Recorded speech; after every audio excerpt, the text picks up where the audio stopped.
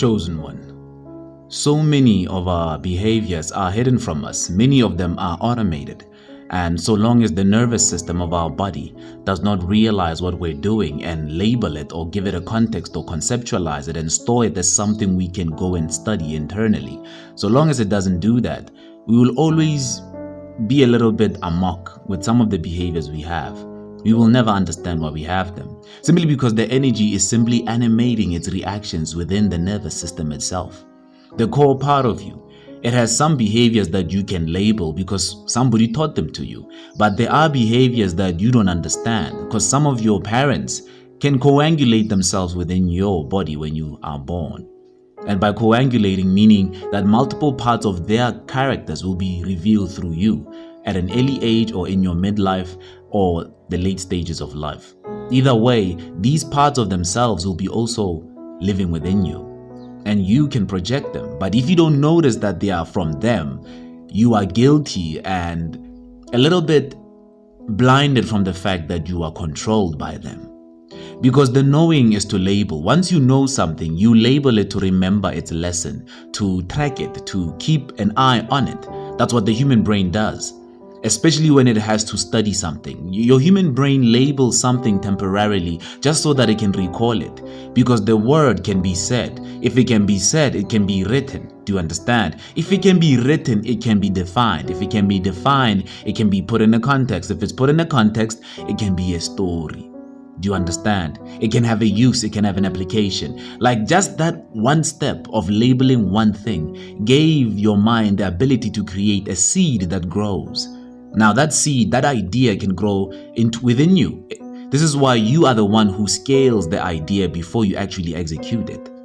Because it started out small, didn't it?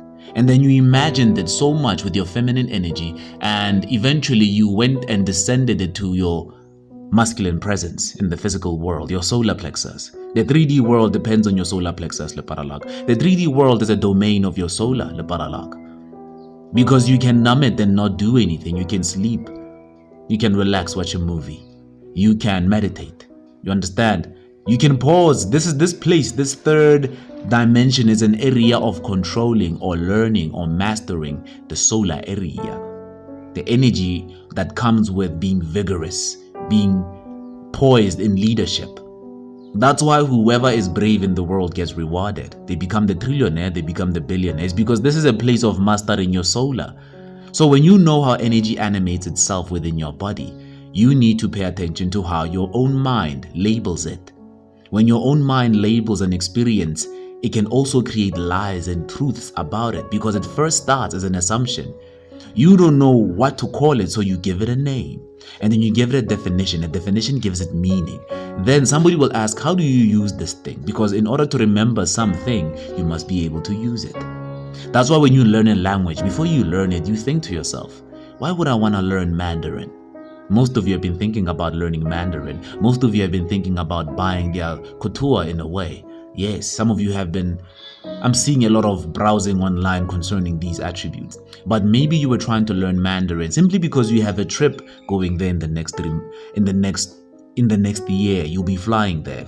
And you want to prepare your tongue's palette, your knowledge of the place, the areas you'll be visiting. That's an application of why you need to learn Mandarin. You understand? It's an application of why that language should exist in your psyche. Because without application, you can't create the habit. You can't create the discipline. You understand? You can't create the system. So the idea you have, before you actually act on it, your own feminine goes through these aspects where you see the idea small, minified within, and then you scale it up. Like, what if you multiplied this idea every day? What type of personality would you need? Who do you actually work with concerning this idea? What are your supplies, your resources? How do you manage the funds coming in and going out? Things like this. Eventually you see how the scope of what you're imagining about your idea, you'll see how it affects your body. You'll see how it affects your destiny before you even apply it. And that is just rational analysis, chosen ones. It's something that the mind does to show you that life is bigger than what you've ever thought. And you start believing in yourself. Because once the blueprint is generated within, your sacral starts connecting now. You start being passionate about cutting things off to make room for that idea. You start saying, this energy is here within me right now. I have to start this project. I have to deliver this speech. I have to contribute in some regard in this world. I have to leave my essence. I must dent the world in some. I must scathe it in some way. This is you now thinking like this, chosen ones. And because you are thinking like this, it scales itself in your own mind, in your own psyche. Next thing, your whole nervous system has accustomed itself to those imaginings. Now your nervous system has the codes. And one day you dress up like it for no reason at all. You change your wardrobe. You change the way your furniture looks. You change things to match the new becoming within. Yes, the scale is now affecting your physical reality. And it's affecting it because your solar, the part of you that acts in the world, is accepting of the becomings from the feminine. The feminine is the ethereal paralak. Most of the time, if you conceptualize energies, you'll see that energies are dualistic enough to exist in minified ways and maximized ways. And because of this attribute of energy, you cannot quantify and be accurate with it because it changes. The dynamics are too much. It interplays with itself a lot. But what you can do when you're studying it, when you're observing energy, is look at how it affects us in relationships. When it comes to relationships, chosen ones, without even talking, there's a way the human body, the physiology of it understands the mating call of a partner somewhere. You can be anywhere and look at somebody and you can tell this person wants to do things to you. You sense that potential, that probability is there. How did you pick it up? How did your own psyche know this? How did they know? Why are they so comfortable talking to you casually? You understand? It's not that the seed is planted. It's not that you both are desperate. It's just the energy doesn't lie. And so your body knows truth from illusion. So you both parlay in this mating call of yours. All you kids who you grew up with your mother, if you had that audacity, that authenticity to grow up with a parent, you know, when your mother, especially your mother, the female part of the family there, when they look at you, when they discipline you with their eyes and you don't say anything and they don't say anything, but the message is clear that you're going to get hurt messing with me. Your mother has that thing of looking at you with those eyes and you know that don't ever F with me. She's saying that with her eyes, but you as a child can pick it up. Sometimes some of you would cry because it's so deep and dark. You can feel your mother's power and threat with the way she looks at you when she's disciplining you. And she only does this when you're in a crowd and you're being too much, getting out of character out of nowhere, crying for no reason, whining for no reason, complaining. And then she looks at you with that eye. Only you know that eye because growing up, you as a child were used to sucking your mother's tit, looking up at her. She would look at you with adoration. Like you know her eyes when she's happy. You know her eyes when she would show you that she's a little bit uncomfortable with you biting her tit. You understand? So you know how she looks facially. You were looking at her majority of your life while you lay comfortably on her grounded nature of her arms, Lepar.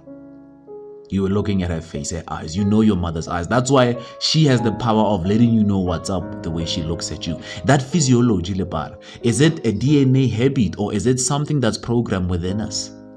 And what else is programmed that we haven't observed yet? Because that's what energy says. Energy says a lot is happening in this animated world of mine. But I have a physical vessel that can explore and observe physically. This narration, to be honest, chosen ones, is the Sophia stage of things where you are aware of these things, but you don't have to overthink it anymore because you are realizing Source is using you to explore itself. Source wants to touch itself. Source wants to climax. Source wants to feel a thrill. Source wants to be angry. It wants to know what happens when it's angry. It wants to know what happens when it's excited. Source wants to know these things through your observation, through your present moment, through your essence. That's why you can't be guilty of anything, but you can align yourself to be part of this whole exploration, Lepar. Be aware of your habits. Be aware of your effects on the world. Do you really want to be jealous over somebody? Do you really want to spend 24 hours like that? That's your 24 hours. Love it enough to say, no, man, that person doesn't even know I exist. Why am I hating on them? Work on yourself on that. Do you. Correct yourself by not forgiving and blaming and shape-shifting into realities where you are jealous or envious, but correct yourself in a way of saying, let me focus on myself within my 24 hours. And Source wants to know, how do you go about this? It wants to taste that experience. Loyal.